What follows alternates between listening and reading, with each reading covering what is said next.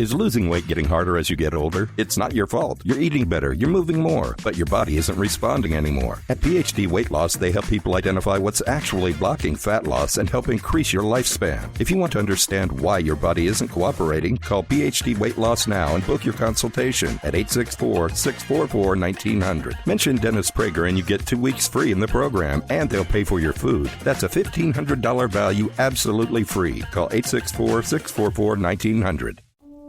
Welcome to Timeless Wisdom with Dennis Prager. Hear thousands of hours of Dennis's lectures, courses, and classic radio programs. And to purchase Dennis Prager's Rational Bibles, go to DennisPrager.com.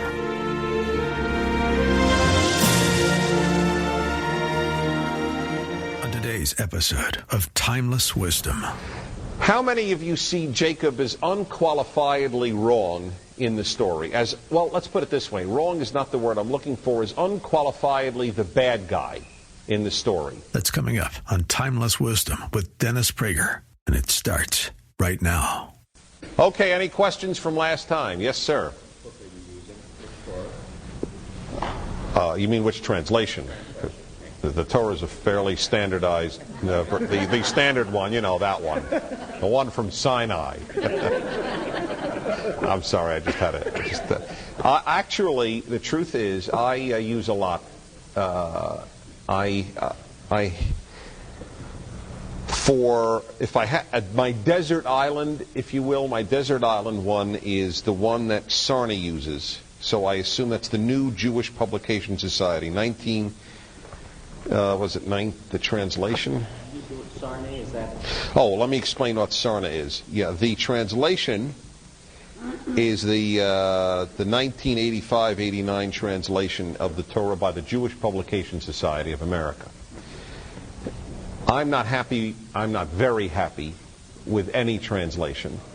I'm not sure I'd ever be happy with any translation because I would love you to be able to see the literal Hebrew translate. That's what I try to do when I translate it.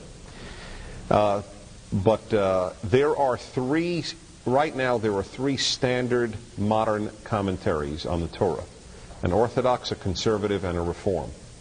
And I think anybody at all serious about it should get all three. It's not that expensive, and it's really, really worth having. It's also interesting to find out when they disagree with each other. I mean, I don't mean on the obvious Reform versus Conservative versus Orthodox, but for example, as I will get into today, about the trickery. How wrong was it? And who tricked whom? And one even larger issue, which reminds me, let me just get this.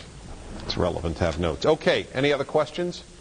That's your computer going? I mean, your recorder going? It's up there. Is Mark around? Okay, I guess I'm being recorded, God willing. All right, let's move on here. We were in Genesis 25, right? I think so. Yes. We had a discussion here where we were. That's where we're on. Genesis, huh? I'm sorry, we finished the case. Well, not really. We didn't discuss the final sentences, which were critical. Genesis 25. Let's start at about verse. You sure you're not like 27, 28, and 27? No, not at all. Okay. Let's start where the problem is here with 28. From 28, Isaac loved Esau, right? Because game, if you will, was in his mouth. Rebekah loves Jacob. Remember now? Are you with me? And we have ensuing problems there. And 29, and Jacob was cooking a stew. Esau came in from the field, and he was tired. Remember, we noted, wasn't starving to death. It's a very relevant thing here. He was tired. Okay, and 30. Let's see, Vayomer Esau, and Esau said to Jacob, please give me some of that red stuff because I'm tired or I'm weary. And therefore his name was called Red. I mean, it doesn't make sense if it says, and therefore his name was called Edom. The stuff, Edom is red. Edom is the name of the rival to Israel later. there was a lot of really, what we have here is explaining the rivalry of the Edomites and the Israelites, if you will, as part of what is going on here. Okay, so Esau comes in from the field. He's wary. He asks for some of the red stuff. And here comes the problem. What is Jacob's answer? Instead of, oh, Esau, it's really a joy to see you. I see you're weary. And wouldn't you love some of this red stuff that I've been making here? Rather, sell me your birthright today. All right? Sell it to me now. And Esau says, listen, I'm going to die. I'm just about to die. So why would I need the birthright? 33. And Jacob says, swear to me as of now, as of today. And he swore to him. And he sold his birthright to Jacob. And Jacob gave Esau, he gave him bread and lentil stew. And he ate, and he drank, and he got up, and he went, and he despised, Esau did, the birthright. Okay, now, that's what we got up to. And the question was, what does this tell us? In other words, it's a real problem. Jacob is a patriarch of the Jewish people. The story that is told here seems to be one of a particularly disgusting sort of act. His brother is weary. He comes back, asks for lentil soup, and he gives it to him on the condition that he gives him his birthright. How many of you see Jacob as unqualifiedly wrong in the story? Well, let's put it this way. Wrong is not the word I'm looking for. Is unqualifiedly the bad guy in the story? Okay, raise your hand. There's no right or wrong here. I'm very curious to see. How many see it as a mixed bag between both of them? Neither is particularly noble here. How many see a defense for Jacob? Well, that's interesting. As many of you see a defense for Jacob as for those who see him entirely negatively. I find that interesting. Let's hear a defense. I'm very curious. What's your defense? Birthright is not necessarily inheritance of property, it's inheritance of responsibility. Okay. And Jacob legitimately did not see Esau prepared to take on that responsibility. Okay. Right. His argument, which I think is a powerful argument, is, after all, what did he say? And this I really want to work with you. It would be very easy for me to stand up here and say, you know what? It is very clear that Jacob was deceptive and that the Torah itself makes it clear that it holds that he was deceptive. And we know this because Jacob himself is so deceived later and leads a particularly difficult life. Remember, Abraham died in old age and satisfied. Isaac, you'll see, dies in old age. But rather at the end of Jacob's life, it says, things were very hard for me. He's paid back many times over for chicanery. Nevertheless, having said that, that's the easy way. And I battled over this because all the commentators, basically, at least the modern commentators, speak of this as pretty clear. He did a negative thing, the Torah shows it's negative, and so and that's basically the story. But now let me ask you a question. What if Jacob had said to Esau, you want some of this stuff? Sure. Give me 100 gold pieces. Would you see that as worse? Raise your hand if you would see that as worse. As not worse, raise your hand. Okay, I'll tell you why I would see it as worse. Because what did he ask him for? And here is where I am piggybacking on the gentleman's statement. He asked him for the birthright, but the birthright gave no money. The birthright did not give material benefits.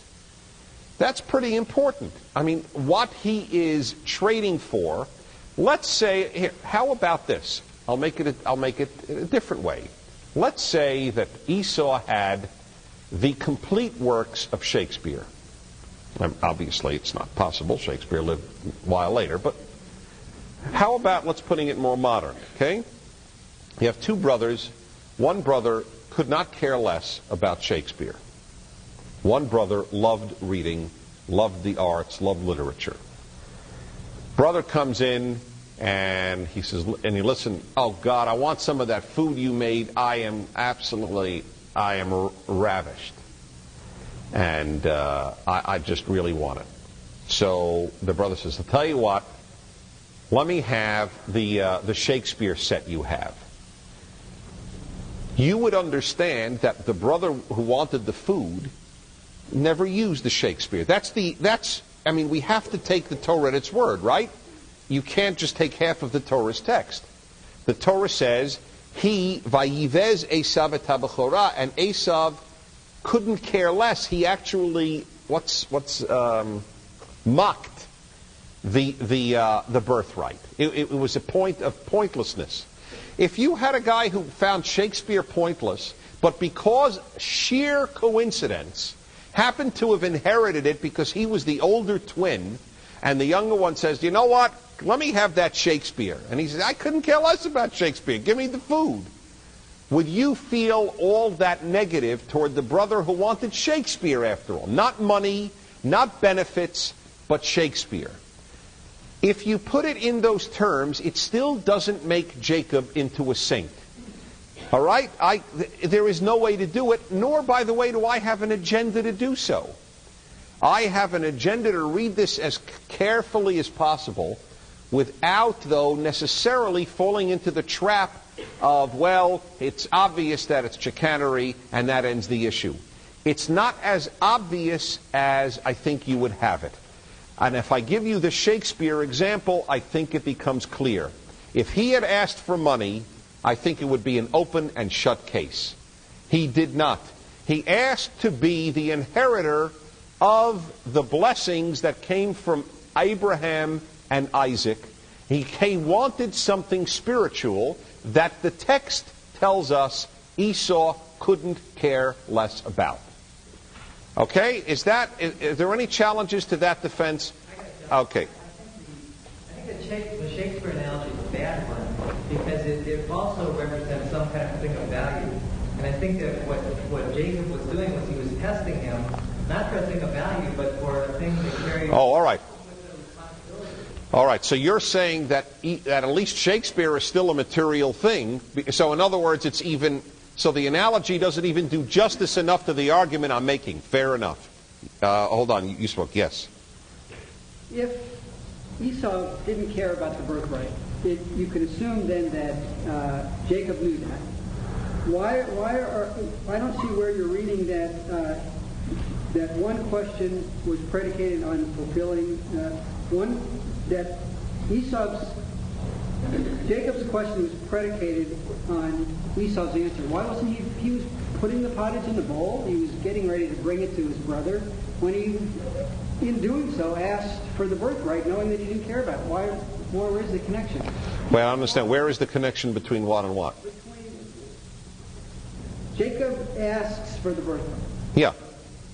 At a time of Esau's weakness.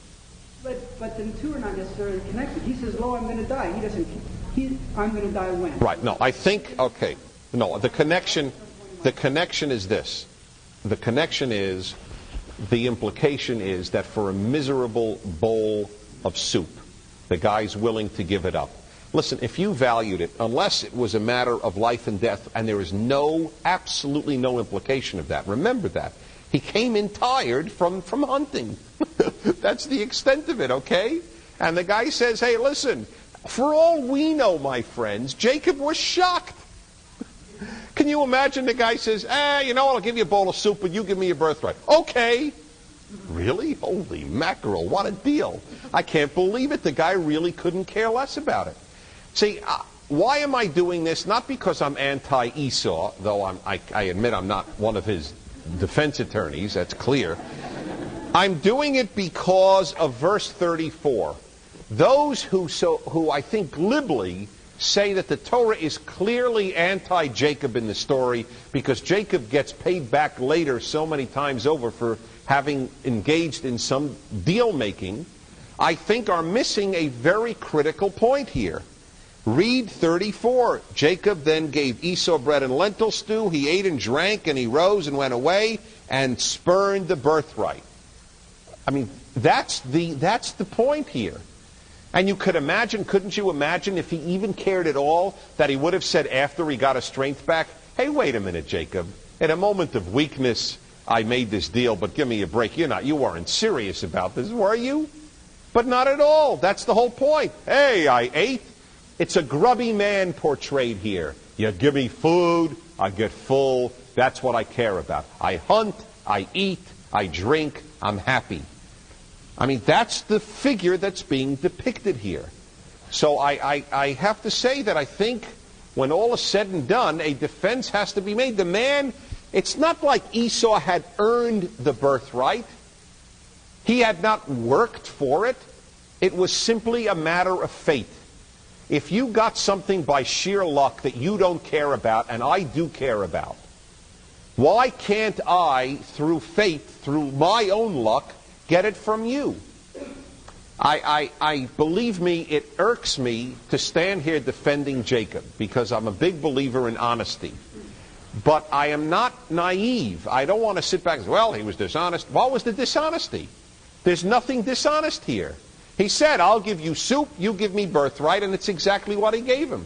This episode of Timeless Wisdom will continue right after this.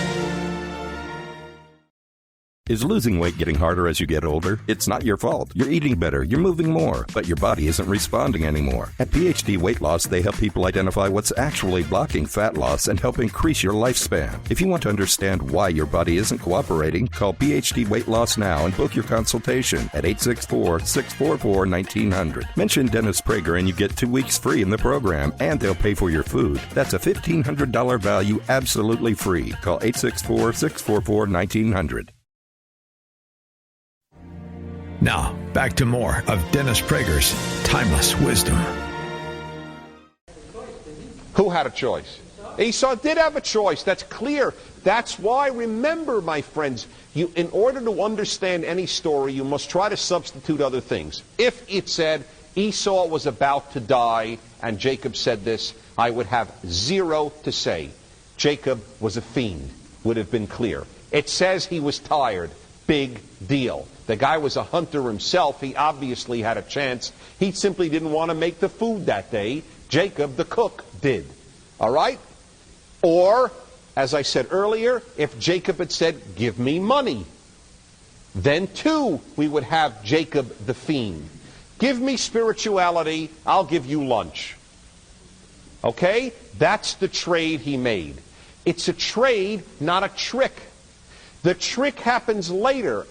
The trick happens with regard to Isaac the father. Then there's a trick, and we'll come to that. But there's no trick here. Is that clear? There's no trick. There is no ultimatum. I'll let you die unless you give me your birthright. There is no threat. I will shoot you. I will kill you for your birthright. I have to tell you, I think he's defensible here, even though it doesn't sound all that noble. But how could he have done it nobly? What should he have done? Say, Esau, listen, I've been meaning to talk to you for the last 28 years. I got to tell you that the spiritual in life doesn't mean that much to you, and frankly, it means a great deal to me, so why don't you give it to me? To which Esau would have said, and what will you give me? Now, what if he'd have then said, I'll tell you what, I'll make you lunch for the next 3 years.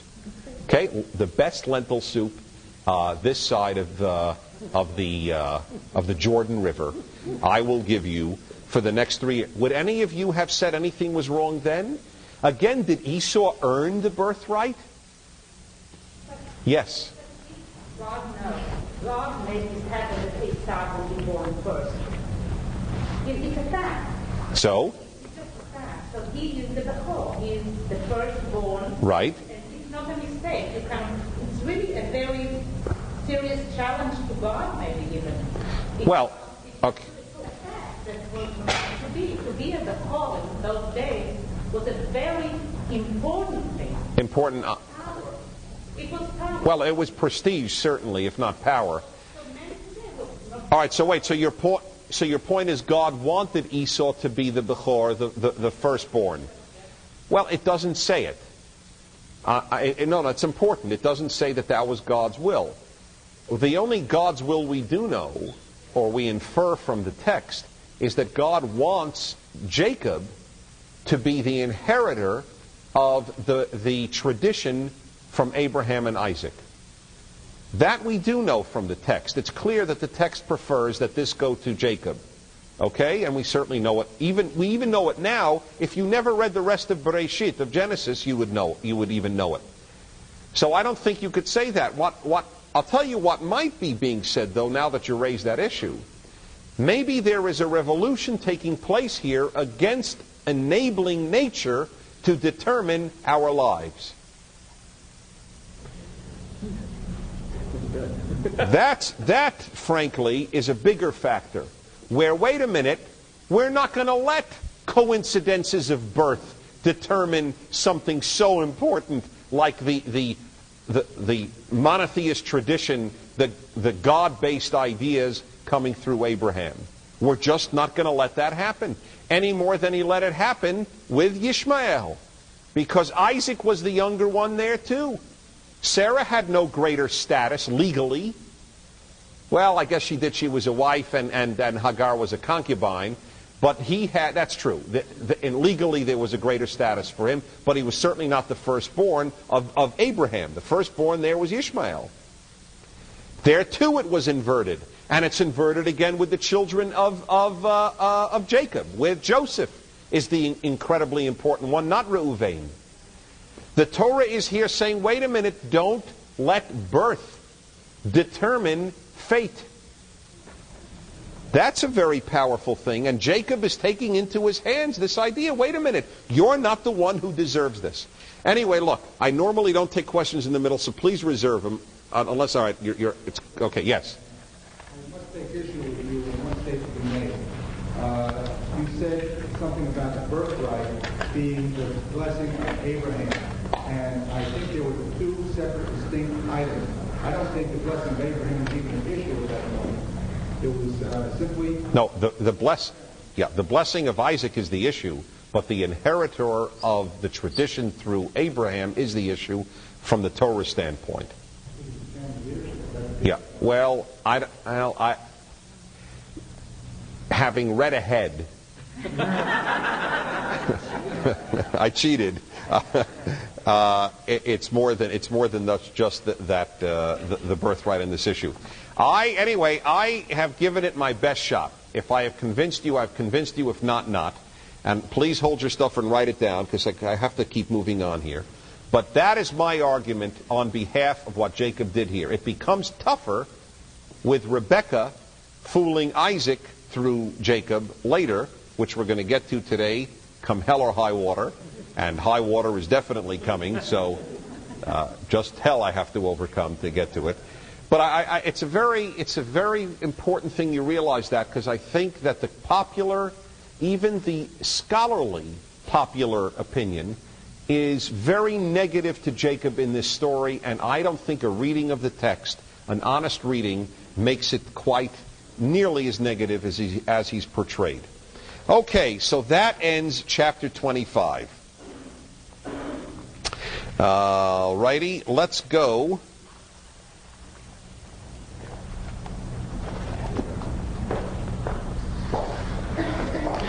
Let's read what others have to say about this for one moment. Let's go. Gunther Plaut, the Reform commentator on the Torah, writes as follows: as Roger Williams wrote 300 years ago, what are all the contentions and wars of this world about, generally, but for greater dishes and bowls of porridge, of which, if we believe God's Spirit in Scripture, Esau and Jacob were types. Esau will part with the heavenly birthright for his supping, after his hunting for God belly, and Jacob will part with porridge for an eternal inheritance. End of quote. But although such explanations establish that Jacob was in fact more capable than his brother to carry the divine responsibility, they do not answer the question, are the means Jacob employs to gain his ends morally justifiable? I did? my lights on. I was so preoccupied with defending Jacob, forgot to turn my lights off. So this question remains. Are the means Jacob employs to gain his ends morally justifiable? This is Gunther Plaut asking.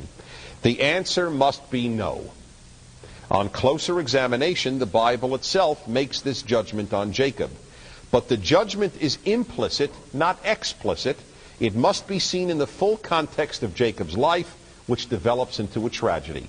And I made that point earlier. When you look at it, it's clear the Torah has a negative view of what he did. However, well, let me continue. Where Abraham's life was struggle and triumph, and Isaac's essentially one of quiescence and persistence, Jacob's is a long succession of trials and tragedies. What he touches often turns to ashes. From the moment he grasps his brother's heel at birth, he desperately tries to fashion his fortune. Yet even as he succeeds, he fails. The doubtful exchange of food for birthright brings him a brother's enmity, and still does not ensure him his father's blessing. He deceives his father and will be deceived in turn by Laban. He will lose his beloved wife and his favorite son, and he will end his days in a strange land, a pensioner of his child. It is no wonder he will say in retrospect that his years were, quote, few and evil, unquote. There is then a judgment. It lies in the tragic biography of a God-seeker who comprehends neither how to seek nor how to find. Much will happen before he becomes Israel. His failures and successes, his sufferings and joys, as well as his moral debilities and strengths, will foreshadow what will happen to the people who bear his name. Okay, that's Plaut's argument that the Torah makes clear it didn't like his means. I would like to know what means would have been better with an Esau, if indeed the ends were good. And I would ask the Torah a question.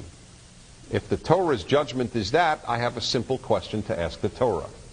Let's say Jacob had said, you know what, it's God's will, I won't do anything. I'll just let life play itself out. This, my friends, is going to be the issue I raise with you when Rebekah decides to trick her husband through Jacob for the blessing. Do you, even if you are certain of God's will and even God's promises, do you let them unfold, or do you actively attempt to make them happen? That's a big question here. So I would ask the Torah, what exactly would you want Jacob to do? He sees the birthright not shifting over. He sees a grub for a brother, gaining it, going to get the blessing, going to get all this stuff. What am I, Jacob, supposed to do? Sit back and relax and go, well, it's not God's will that grubs carry on the blessing. Do you see what I'm saying? Again, I think that in some ways, my dear, respected Gunther Plaut is again, as all are understandably. I'm not knocking their ideas, but I'm asking, which I always do, what is the alternative? What should Jacob have done if, in fact, the point was to carry on the tradition from his grandfather? Okay, let's leave that in abeyance, as we have an entirely separate story in Genesis 26, which I'll try to move through with some rapidity. This is really inserted for literary narrative reasons. It is not chronologically following the preceding, because it makes no mention of their having children, Isaac and Rebekah. And so the odds are this happened before. It's very common in the Torah. Any yeshiva student learns the famous statement, Ein mukdamu mu'uchar b'Torah. There's no earlier or later. In other words, it doesn't follow chronologically at all times. But let's go through it. Chapter 26. Okay, there was a famine in the land, which, aside from the first famine that had occurred in the days of Abraham, and so Isaac went to Avimelech, king of the Philistines, in Gerar. Gerar is on the way to Egypt, and Isaac believes that he will be dealt with there, that he will be well dealt with there, because his father had made a contract with the king of Gerar in Genesis 21. If any of you remember that, Abraham had already had dealings with the king of Gerar, and they were very positive ones. So he assumed that if he stops off in Gerar as the child of Abraham, he will be dealt with well there, and that's where he stops on his way to leaving Israel, where there was a famine. He was going to go to Egypt, which had already been done earlier. It's in a sense following a pattern. Number 26:2. God appeared to him and said, "Don't go down to Egypt," which is where he had obviously intended to go, as I said. "Rather, I want you to reside in the land that I will tell you." I don't know if you recall, but that is exactly what God said to Abraham. He said, "Go to the land that I will tell you." In a sense, this is a test of Isaac's faith in God, just as God attested Abraham's faith when he said, "Leave your father in Mesopotamia, remember, and go where I'll tell you." The exact, almost the same words here, "You will go where I tell you." Now, the man, after all, is leaving a famine. There is an element of faith here. Of course, the larger question arises of how is it a test of faith if God appears to you? Ladies and gentlemen, if any of you were certain that God told you anything, wouldn't you do it? What's the test of faith? I mean, I wish God would sneeze, right? Most of us would be happy with the sneeze, let alone a very clear, explicit set of directions. But let's now deal with that for a moment. What if God said to you, what if you were certain it was God? Okay, God appeared to you and God said, "Leave your family. I want you to go to Vladivostok in eastern Siberia for 10 years and spread my word." Even if you were certain it were God, are you certain you would do it? Because God doesn't coerce. If God coerced, then that would end humanity, right? We have freedom of choice even when we know it's God's word. Listen, I'll give you an example.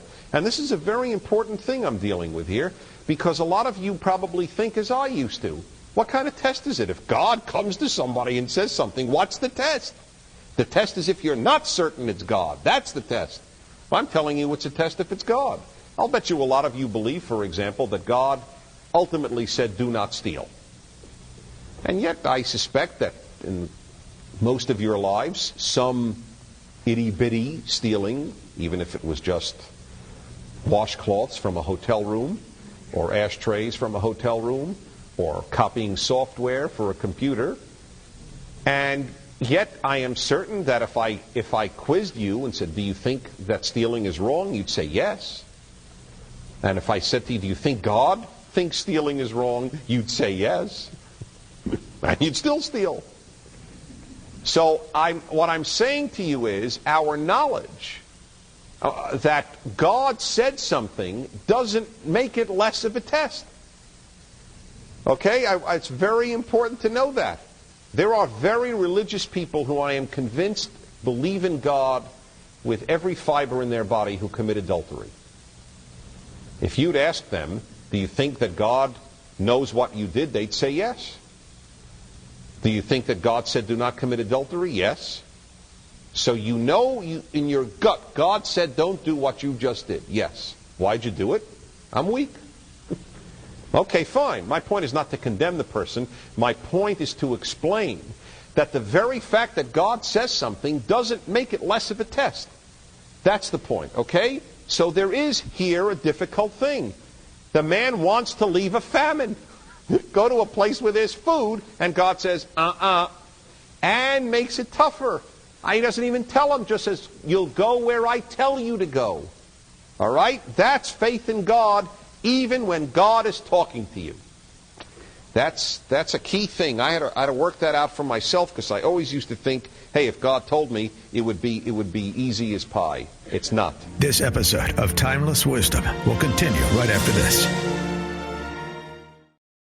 Is losing weight getting harder as you get older? It's not your fault. You're eating better, you're moving more, but your body isn't responding anymore. At PhD Weight Loss, they help people identify what's actually blocking fat loss and help increase your lifespan. If you want to understand why your body isn't cooperating, call PhD Weight Loss now and book your consultation at 864-644-1900. Mention Dennis Prager and you get 2 weeks free in the program, and they'll pay for your food. That's a $1,500 value absolutely free. Call 864-644-1900. Now, back to more of Dennis Prager's Timeless Wisdom. Verse 3. Settle in this land, that is Israel, and I will be with you, and I will bless you, because to you and your seed I will give all the lands around here. In other words, all of the nations, for example, and I will keep up the oath that I made to Abraham your father, and I will multiply your seed as the stars of the heaven, and I will give to your seed all these lands, and through your seed all the nations of the earth will be blessed. Now, comment on this. This is a very important statement that God also made to Abraham. Through you and your seed, all the nations of the earth will be blessed. Judaism does not have a parochial mission. I just wrote an article, which those of you who received my journal I hope will have read. It was titled simply, "Why Are There Jews?" Why are there Jews? Now, I'm not going to repeat the article, but one of the important things to understand is that the purpose of the Jews is not a Jewish purpose. The Jewish purpose is a universal purpose. The world will be blessed through what God and the Jews work out. Is that clear? Now, what has happened in Jewish life historically and today is there is always a massive tension between the particular and the universal in Jewish life. Am I a universalist or am I a Jew? Do I care about the Jews in Judaism or do I care about the world? This tears at any thoughtful Jew. Most Jews tend to go into one extreme or the other. Most religious Jews tend to be preoccupied with Judaism and basically forget any sense of mission to the world. Most non-religious Jews feel some sort of universalist mission and basically have neglected their Judaism and Jewish roots. That's why you have, my friends, for example, so many Jews active in universal causes. Socialism, Marxism, feminism, environmentalism. Jews are disproportionately involved because from Judaism itself is a universal mission. But what these Jews have done is dropped the Jewishness and they've kept only the universalism. Other Jews have retained all the Jewishness and neglect the world, retreat into religious ghettos, and ignore overwhelmingly the rest of the world. The task for a Jew is to remain rooted in Judaism and talk to the world, because that's the entire purpose of Judaism, is to talk to the world. Very few Jews do that. It's, to me, the greatest tragedy, frankly, of Jewish life. But here is a classic example. The whole purpose of my recognizing Abraham and you, Isaac, is so that the whole world will be blessed through you. I am as interested in every other nation as I am in you. You are simply my vehicle to the blessing of the world. Now you'll say, why does God need a specific vehicle? And for that you should read Ultimate Issues. The article, Why Are There Jews? That there is a need for a specific human vehicle is the essence of the case that I make. Okay, so that's a very important statement. 26:5. Inasmuch or because Abraham obeyed my voice, he kept my It says my charge here, whatever you wish to use, my commandments, my laws, and my teachings. Now, this is a tough one here too. We don't know of almost any commands, teachings, and laws that God taught to Abraham. It says here that Abraham kept all the laws and teachings and commandments that I gave him. But can you name any? What are there, 2 or 3? Leave your father, sacrifice Abraham. Does anybody remember any others offhand?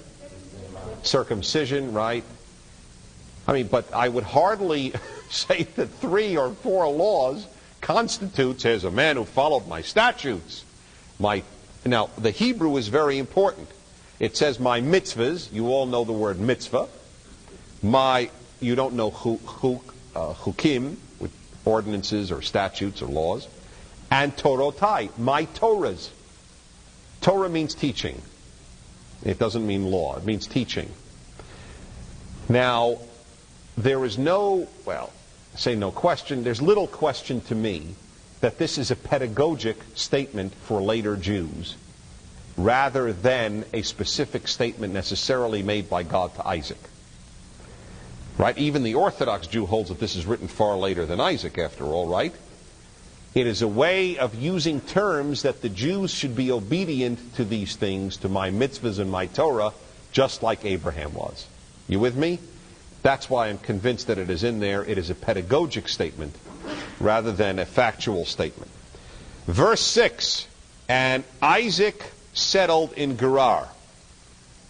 Verse 7, when the men of the place asked him about his wife, this is a little deja vu, my friends. This is the 3rd time this has come up, and it's only 2 patriarchs. And so let's see. When the men of the place asked him about his wife, he said, she's my sister, for he was afraid to say my wife, thinking, as you know, the men of the place might kill me on account of Rebekah, for she's beautiful. Patriarchs had good taste in women. That is, there's no question about it. When some time had passed, Avimelech, king of the Philistines, looking out of the window, saw Isaac fondling his wife Rebekah. They were an active crowd, our patriarchs, and I will tell you, this is a thing worthy of its own discussion. I can't get into it in detail.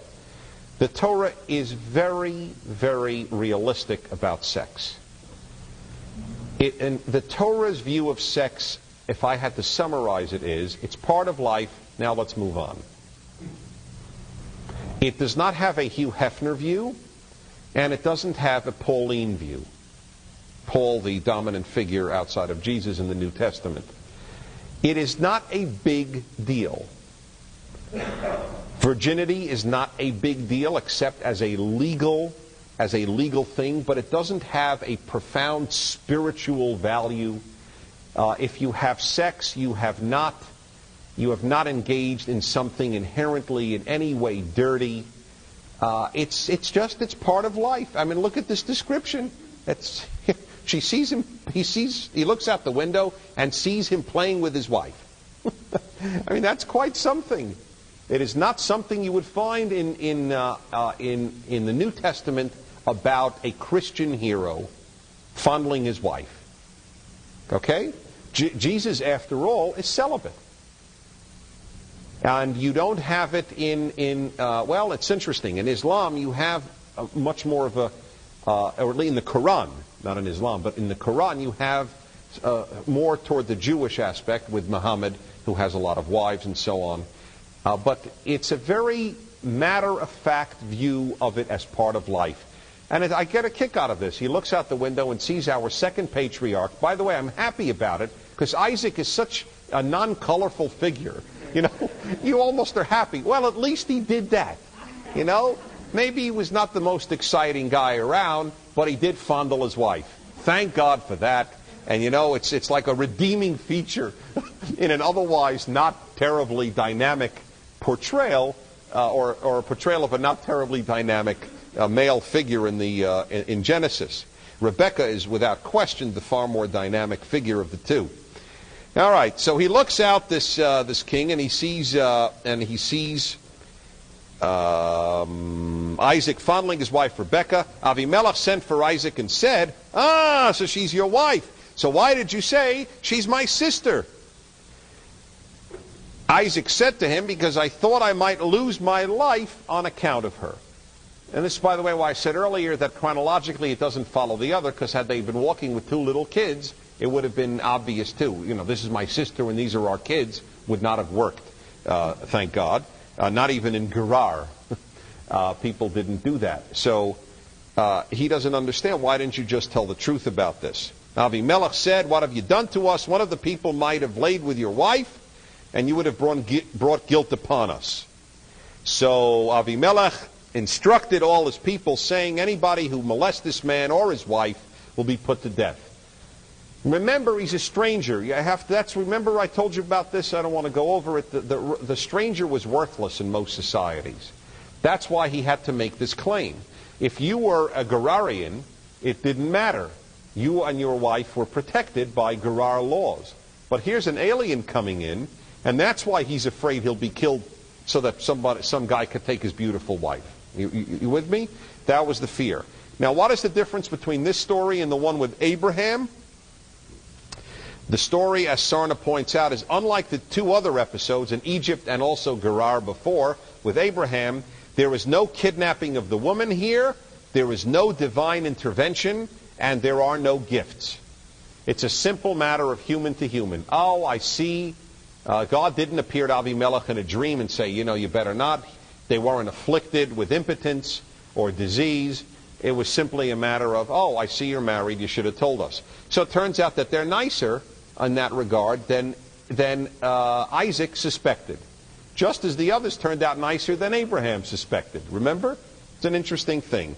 There is no depiction of non-Jews as in any way less worthy inherently than Jews in the Torah. It's a very, very important theme that runs through the Torah. The Jews have a task, but they're no inherently better than anybody else. Thus, the task is sacred, period. All right, verse 12. Isaac sowed, that is, sowed agriculturally in that land and reaped 100-fold the same year. Do you hear that? He was a very good man in agriculture, clearly. It's another, by the way, positive statement about Isaac. He did very well. But of course, why? Because it says the Lord blessed him. And the man grew richer and richer until he was very rich. He acquired flocks and herds and a large household, so that the Philistines envied him. And the Philistines stopped up all the wells which his father's servants had dug in the days of his father Abraham, filling them with earth. And Avimelech said to Isaac, go away from us, for you have become far too big for us. Now, this is a very interesting little story.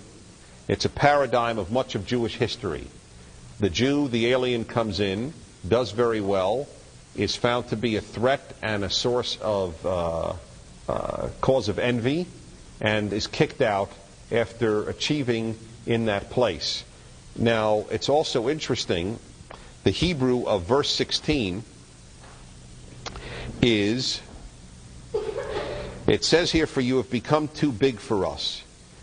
In Hebrew, you can translate it just as correctly, you have become too big through us, which is a very common complaint of anti-Semites historically. You took out all of our native wealth and you have usurped it for yourself. Okay? Now, why didn't the Philistines, who had the same exact earth, do the same exact agriculture? Is a question that obviously he could have posed, but I'm just telling you that that's the interesting thing here. And he wrote as follows on this particular verse. Even when there was only one Jew in the country, there was no room for him. Isn't that a great point? One guy. Get out of here, we envy you. It's a very great point that this Sorotsky made.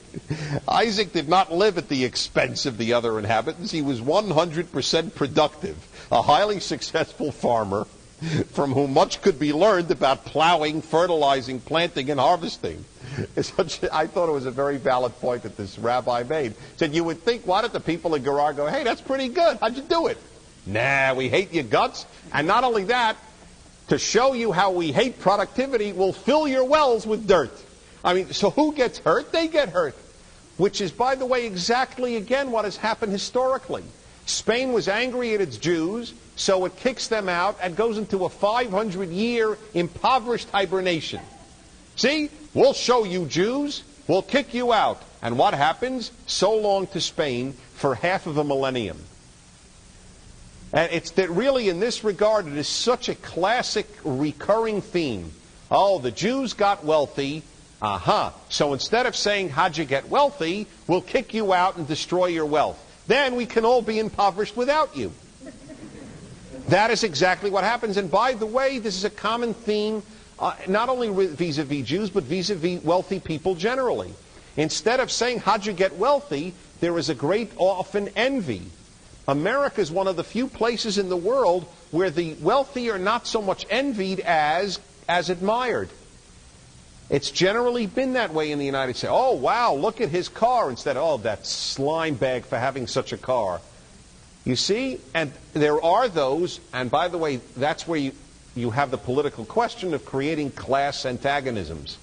But generally in America, it is one of the few countries where the wealthy were looked at as having achieved something, not having robbed everybody else of their wealth. In the Soviet Union, or the ex-Soviet Union, you have exactly this attitude, where if somebody makes money, if I buy tomatoes for 10 kopecks for a kilo, just to make up a thing, okay, of tomatoes, and then sell that for 40 kopecks from a stand in the middle of St. Petersburg, you know what I am called? I am called an extortionist, a speculator, not a business person. And what happens? You then destroy the people who make wealth for themselves, but generally speaking, the wealthy make wealth for others too. I'm not saying that all wealthy are altruistic, no. But the very fact is, they're the ones who make it possible for them to have tomatoes, for it to be shipped from the farm to the city, and for me to employ a tomato salesman. Look at all I've done, even though I am totally selfish. And it's a very interesting thing. That's exactly what occurs here. That's why it's very odd historically that Jews would become socialists. Jews historically were the wealth creators in the societies they went to. So to have wealth envy among Jews was actually in some ways a distortion of the original Jewish impulse in most societies in which they went. This episode of Timeless Wisdom will continue right after this. Is losing weight getting harder as you get older? It's not your fault. You're eating better, you're moving more, but your body isn't responding anymore. At PhD Weight Loss, they help people identify what's actually blocking fat loss and help increase your lifespan. If you want to understand why your body isn't cooperating, call PhD Weight Loss now and book your consultation at 864-644-1900. Mention Dennis Prager and you get 2 weeks free in the program, and they'll pay for your food. That's a $1,500 value absolutely free. Call 864-644-1900. Now, back to more of Dennis Prager's Timeless Wisdom. So he writes here about this, and that was, I thought, a very effective statement of Rabbi Sirotskin. Okay, continuing. What verse are we up to? Thank you very much. Verse 17. So Isaac departed from there and encamped in the wadi of Gerar, where he settled. Isaac dug anew the wells which had been dug in the days of his father Abraham, and which the Philistines had stopped up after Abraham's death. And he gave them the same names that his father had given them. In other words, to restate, it's my family's wells. I'll talk about these sentences when I get to 22. But when Isaac's servants digging in the wadi found there a well of spring water, the herdsmen of Gerar quarreled with Isaac's herdsmen, saying, "The water is ours." It's happened again. They find good water. It's ours. Well, why didn't you find it? Instead of saying, what a great thing. How do you find water? It's ours. The same thing happens again. He named that well Asek because they contended with it. Asek means contentiousness. And when they dug another well, they disputed over that one also. So he named it Sitna, which is basically envy and hatred and enmity. That's the way he named that well, Isaac. It's interesting that he named wells which he gave up, by the way. He moved from there and dug yet another well, and they did not quarrel over it. So he called it Rechovot, saying, now at last the Lord has granted us ample space to increase in the land. Rechovot means widenesses, if you will. Wide is Rachav. Okay? That's how you get that word. So Isaac builds wells, others fight with him, and he finally builds a third well. Now, what's interesting here is a little bit about Isaac. Isaac is a very peace-loving man. All right, you argue, I'll build another well. Builds another well. You argue, I'll build a third well. You notice that? He's not a fighter. He's clearly not a fighting type, which has come through because he's the Hineni man. He's the here I am man. You know, Dad, you want to sacrifice me? Here I am. Rebecca, what would you like me to do? Which we'll see next. I'll do that. And it is... I don't say this negatively. In fact, I want to say something about Isaac, which I thought about while doing this. It is very important to understand, and I think that this is what Genesis is trying to say about the patriarchs. It is very important to understand that we all cannot be an Abraham or a Jacob, who in some ways has his own greatness later. He strives, he fights with the angel of God, and so on. Life and God do not call you to be Abraham. You are called to be what you are at your best. It's a very important lesson. To say that Isaac was not an Abraham is like saying, well, you know, Dennis Prager is just no Mickey Mantle. Of course not. I could play baseball every day since my fifth year, and I would never have made the major leagues, let alone have been a Mickey Mantle. But it's pointless. I can't be it. I'm not made that way. I'm made to be Dennis, the best Dennis I can be, as you must be the best you are. You cannot do it to others, and you cannot do it to yourself, and this is the key point. And this is why I justify the idea of saying Abraham, Isaac, Jacob, not just Abraham, or Abraham and Jacob, and ignoring Isaac. Everyone has a role to play in history. Not just Churchill, and not just Abraham, and not just Moses. So do the Isaacs have a role to play. And if the Isaacs don't play their role, it's irrelevant what the Abrahams do. You see what I'm saying? You must know that, and I must know that, or else we all will punt, because we're not Abrahams or Churchills. Your role in the scheme of life and in God's scheme is as great as Abraham's. It is simply different. That's the point. This is his nature. His nature is not to fight with God like Abraham. It is not to be a leader like Abraham. It is not to wrestle with the angel of God like Jacob. It is to be Isaac. And he did his job. Isaac did his job as well as Abraham did his.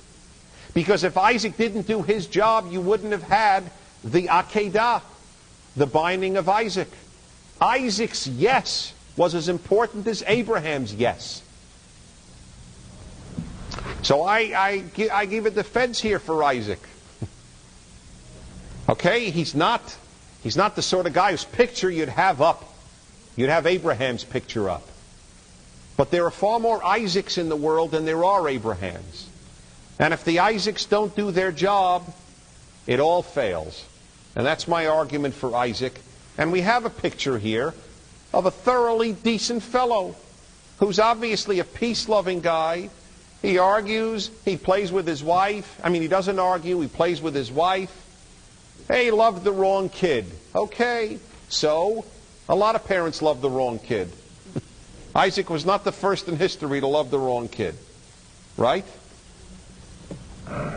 So that's my defense, too, on behalf of Isaac. who, when compared to Abraham, it's like sometimes in music you'll hear, about a composer, oh, but he doesn't compare to Mozart. Well, so what? So what? Therefore he's not great? Therefore he's not enjoyable? That his greatness looms less? I mean, it's a pointless thing to even make that point. Unless somebody asks, who wrote the greatest music? I'm not even sure there's an answer to that. But then, okay, I could say, all right, you know what? Mendelssohn's was not as great as Mozart's. But it was great. And Mendelssohn did with what he could do the best. He was a giant for him. There is a great Hasidic story about that. It's about the guy named Zusha who dies, goes to heaven, and appears before the divine court and says, God, please forgive me. I was no Moses. And God responds, Zusha, I never expected you to be Moses, but I did expect you to be Zusha. That's the question you have to ask yourself, and that's the point here. Not were you Moses, were you Barbara? Were you Sally? Were you Jim? That's the point. And that's the question one has to ask, and it's the only one you'll ever be asked. Why didn't you do what you could do with what you had? And Isaac may have. Seems to have, in fact. Okay. Let's move on to verse 34. No, excuse me. We're at 23, right. It's because I have nothing to say between 23 and 34. That's why I said that. Read fast. So he went from there to Beersheba. That night God appeared to him and said, I am the God of your father Abraham. That's how he would know this God. It was still a family, tribal, national identity. Fear not, for I am with you, and I'll bless you and increase your offspring for the sake of my servant Abraham. Interesting, by the way, here is that I felt a little bad for Isaac. That's the way God spoke to him. It's only because of your father that I'm appearing and so on. I felt a little bad. It's one of the questions I'll ask God when we meet, which hopefully is not too soon. So he built an altar there and invoked the Lord by name. Isaac pitched his tent there, and his servants started digging a well. And Avimelech came to him from Gerar with Achuzat, his counselor, and Phichol, the chief of his troops. Isaac said to them, why have you come to me, seeing you've been hostile to me and have driven me away from you? See, the guy stood up for himself. Okay? And they said, we now see plainly that the Lord has been with you. And I find it interesting that it's God's specific pronoun name that is used here, proper name. It is not Elohim, but Adonai that's used. And we thought, let there be a sworn treaty between our two parties, between you and us. Let's make a pact with you that you will not do us harm, just as we have not molested you. Notice, of course, we filled your wells with dirt, but we didn't molest you. It's a very precise thing here. We can all make good cases for ourselves. They were not molested, just as he had ordered his people, remember, not to molest him or Isaac or Rebekah. But have always dealt kindly with you and sent you away in peace. From now on, be you blessed of God. Then he made for them a feast, and they ate and drank. Early in the morning they exchanged oaths. Isaac then bade them for farewell, and they departed from him in peace. That same day Isaac's servants came and told him about the well they had dug, and said to him, we have found water. He named it Shiva,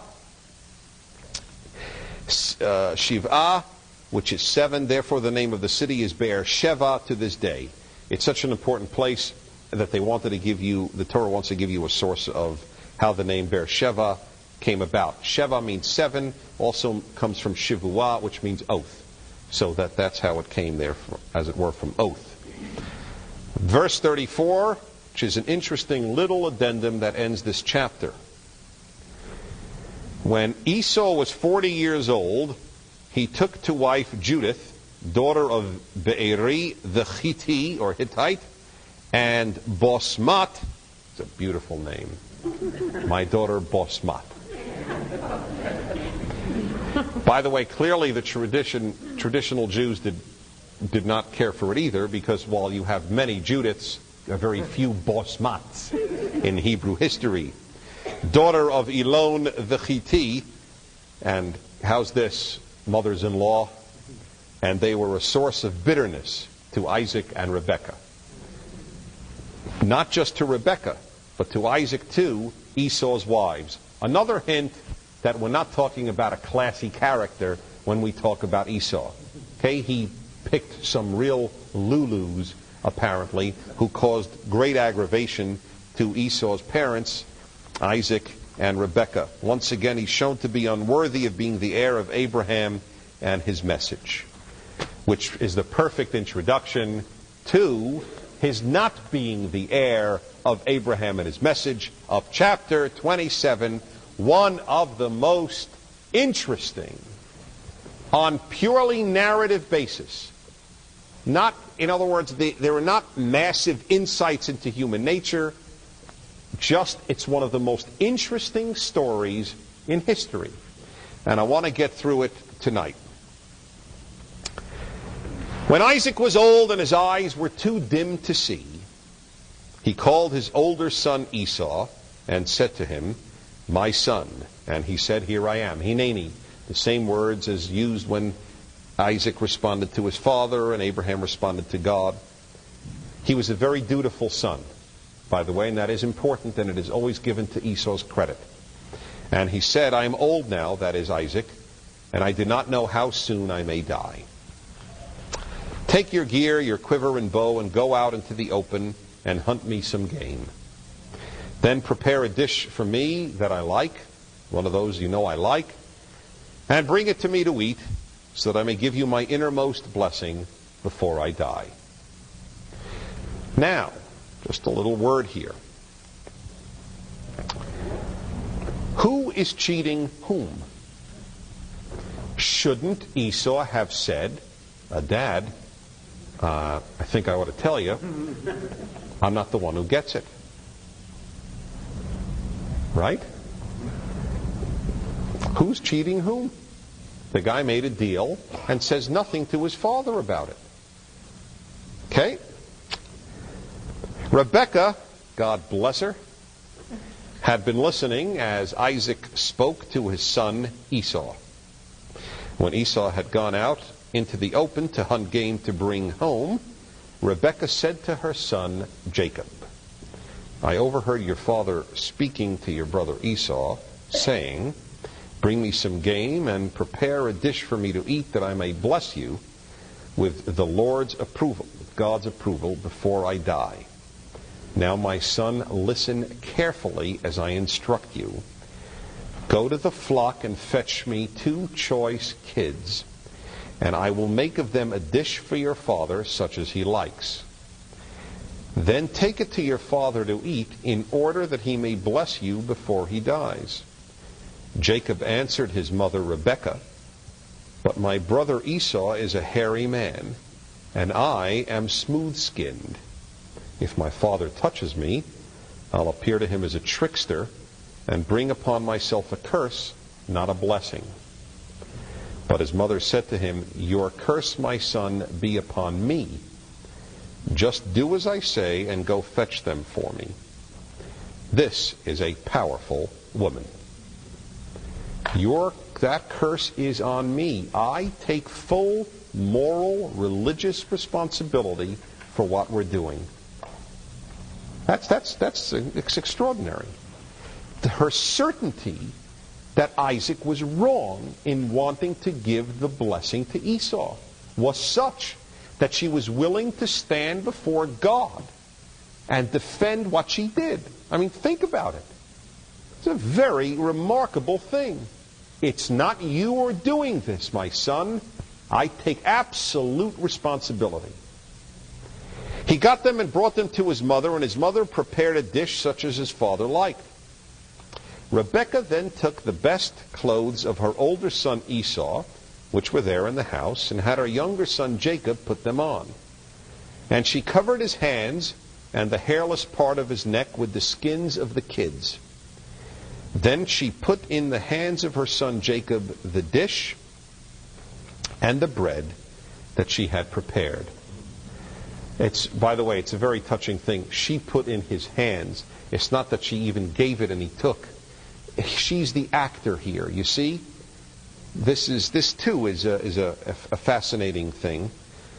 And by the way, I think I've told you, I think here too, while obviously we're not talking about late 20th century American feminism, the Torah's picture of women as independent beings of strength is frequently very different from the sexist view that we always attribute to the ancient world. Clearly, Rebecca here is the tower of strength. The men are less so. And she is not only the tower of strength, she's right. She, like Sarah. Remember what I told you about Sarah?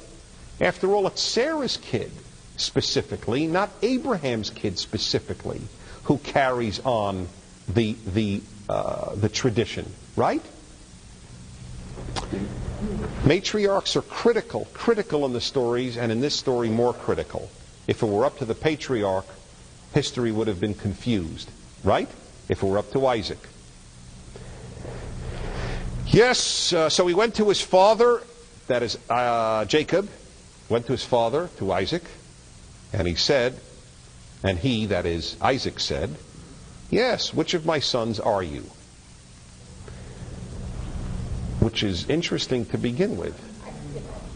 Why would he even ask the question? Just keep that in mind, because I'm going to ask a very tough question after the story. Jacob said to his father, "I am Esau, your firstborn. I have done as you told me. Pray sit up and eat of my gain, that you may give me your innermost blessing." Isaac said to his son, "How did you succeed so quickly, my son?" Right? He had just sent him out. And he said, "Because the Lord your God granted me good fortune." That was a sharp answer on his part.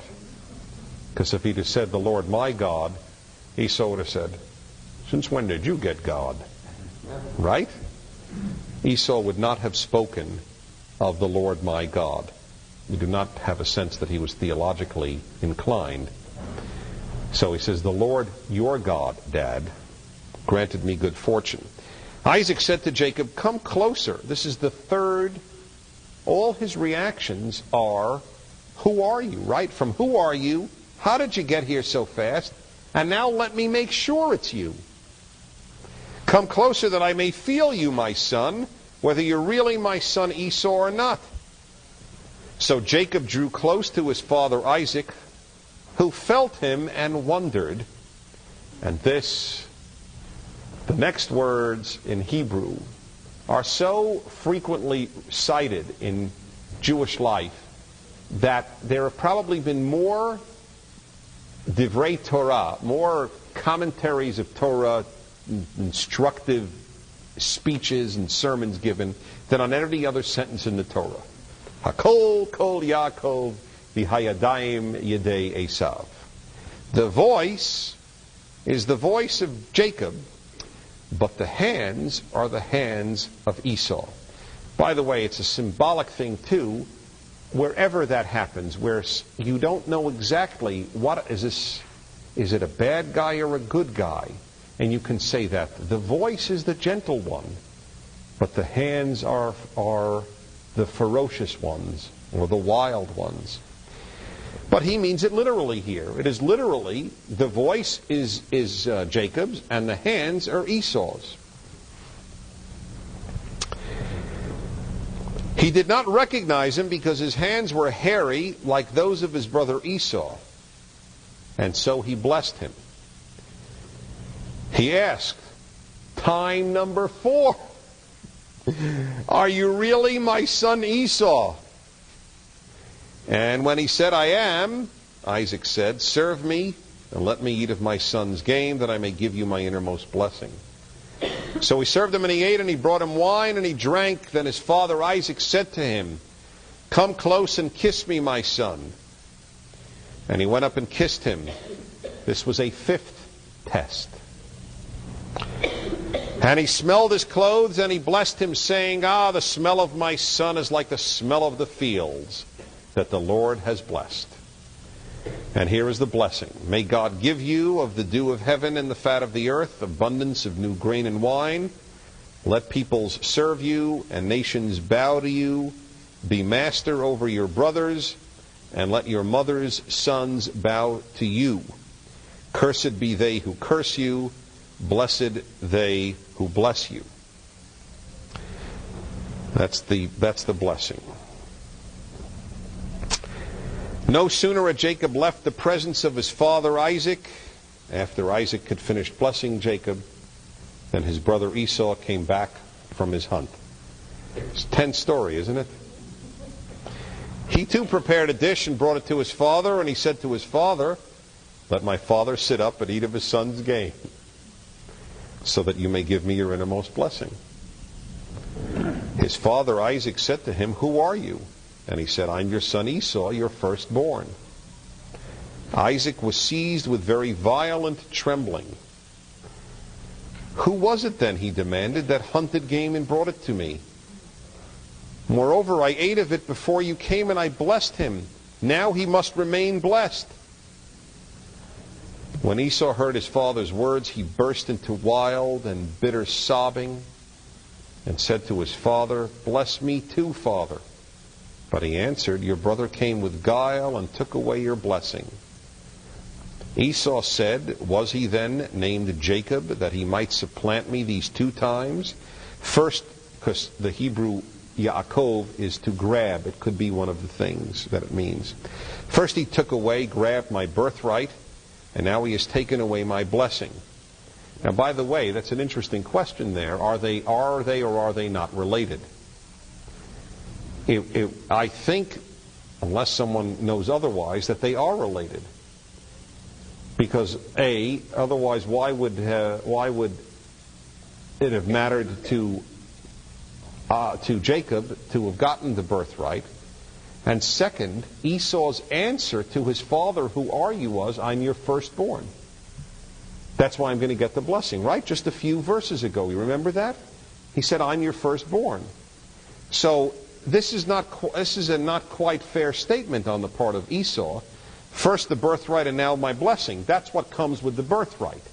It's like saying, first you took my car and then you took my tires. No, the tires come with the car. And he added, "Have you not reserved a blessing for me?" Isaac answered, saying to Esau, "But I have made him master over you. I have given him all his brothers for servants, and sustained him with grain and wine. What then can I still do for you, my son?" And Esau said to his father, "Have you not one blessing, father? Bless me too, father." And Esau wept aloud. And his father Isaac answered, saying to him, "See, your abode shall enjoy the fat of the earth and the dew of heaven above. Yet by your sword you shall live, and you shall serve your brother. But when you grow restive, you shall break his yoke from your neck." Okay. I have a question. Do you think that Isaac was truly deceived? Raise your hand if you think that Isaac was truly deceived. 3? That's it? 4? Raise your hand if you think that Isaac knew it was Jacob. Raise your hand if you can't tell from the text. Well, I think he wasn't quite sure it was Jacob, and the reason why he called Isaac was that was the way to prove his doubt. I mean, he certainly at least had some kind of clue that it was Jacob. Well, he had doubt. He didn't ask Isaac to bring him a second man. Okay. My dear friends, this is what I believe. No, before I tell you what I believe, I'm going to read you what Plaut believes. Then I'll tell you what I believe. Who believes you? Gunther Plaut. This is what Plaut writes under the heading, "Was Isaac really deceived?" As we read the story with close attention to the personality of Isaac, we are led to conclude that throughout the episode he is subconsciously aware of Jacob's identity. However, since he is unable to admit this knowledge, he pretends to be deceived. Seen in this context, the tale contains a plot within a plot. Rebekah and Jacob lay elaborate plans for deceiving Isaac. While unknown to them, Isaac looks for ways to deceive himself in order that he might carry out God's design, though he does not really want to do it, namely, to bless his less loved son. Isaac is old but not senile. His blessings are highly sophisticated. He has no doubts about Esau's identity. The latter's single word, "Here I am," right? Remember that? Is enough to establish it.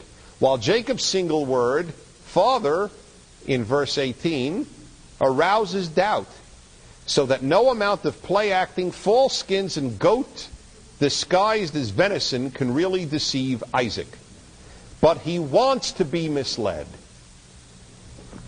In his heart, he has long known that Esau cannot carry the burden of Abraham, and that instead his quiet and complicated younger son must be chosen. Weak and indecisive man and father that he is, Isaac does not have the courage to face Esau with the truth. His own blindness and the ruse of Rebekah come literally as a godsend. Consciously, he cannot admit to knowing the identity of Jacob in verse 23. Subconsciously, he is relieved. So he proceeds, and as a start gives a blessing of material goods to Jacob. Then comes the hardest part, the pathetic confrontation with Esau, the father trembling and the son weeping bitterly. Only when this is past can Isaac call Jacob without anxiety and complete the blessing by invoking the memory of Abraham. Note that Isaac does not reprimand Jacob. We're not up to that. For how can he who deceived himself be angry at the deceit? In a sense, no one, not even Esau, is deceived, for he too knows that Jacob, and not he, is the chosen one. Even in this reading of the story, however, the problem of Jacob's morality remains the same, for Jacob believes that he is deceiving his father, and he acts on this belief. I agree with every word that Plout said. And that's why there is a lot of deception going on.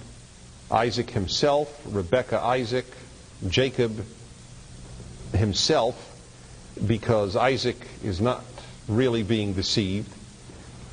And Esau certainly deceived himself, because he should have expected this all along, given the deal that he had made earlier.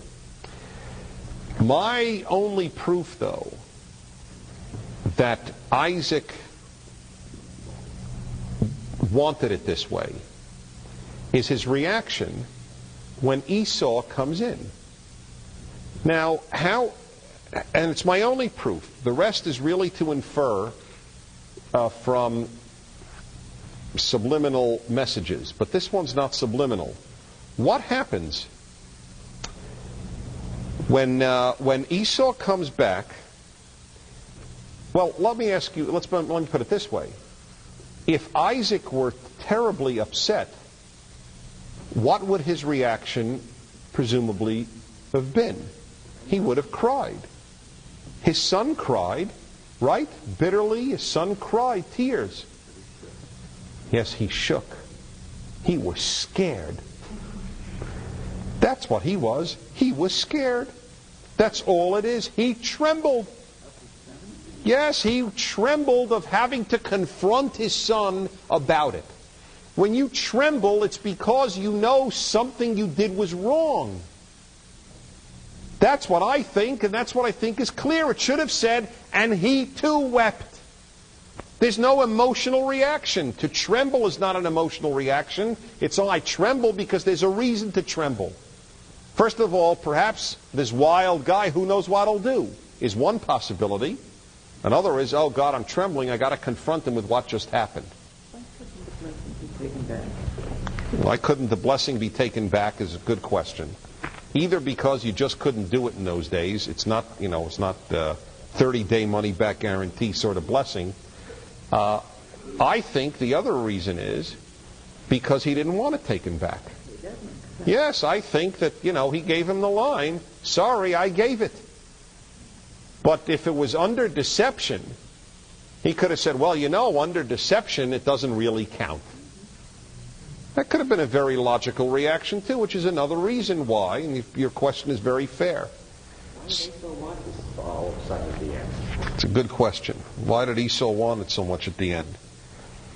Well, given the nature of the blessing of the dominance of one brother over the other, I could see why he might. Let me just finish that chapter. Where was I up to? Up to 41. 27:41.